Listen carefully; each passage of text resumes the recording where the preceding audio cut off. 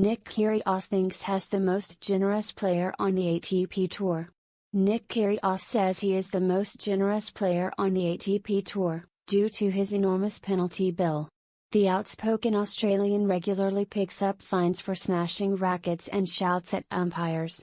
In total, Kyrgios has been slapped with £452,000 worth of fines, and his career is not over yet. That is way above the total accumulated by Roger Federer, Rafael Nadal, and Novak Djokovic. It goes to charity. So on the flip side, I'm the most generous ATP player ever, Kyrgios told Piers Morgan.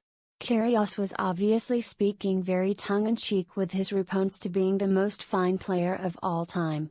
But the 28-year-old does give a lot of his time to charity, particularly the Nick Kyrgios Foundation, which he set up to help underprivileged kids get into sport.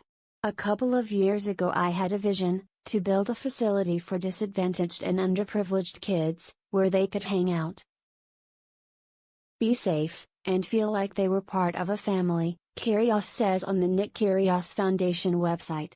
The Wimbledon finalist is currently recovering from an injury that ravaged his 2022 campaign. He announced last week that he will miss the upcoming Australian Open, his home Grand Slam. I played a full year last year, no injuries, had great results, had a great year, Kyrgios told The Athletic. I barely played this year, 2 surgeries, and now still, I would probably say they're both equally as fine. Which is crazy. Most tennis players would be like, this was just depressing. People would be struggling, they would be like, what do I do? Who's my identity? This year, it's been equally as enjoyable as last year. That's just my personality and how different it is. That's the crazy thing.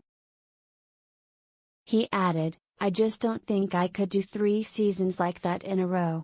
I wouldn't be able to play anymore.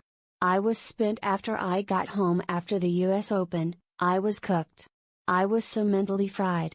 I was just so tired. Physically, I felt fine, but just mentally, I was over it. So maybe this year is a counterbalance.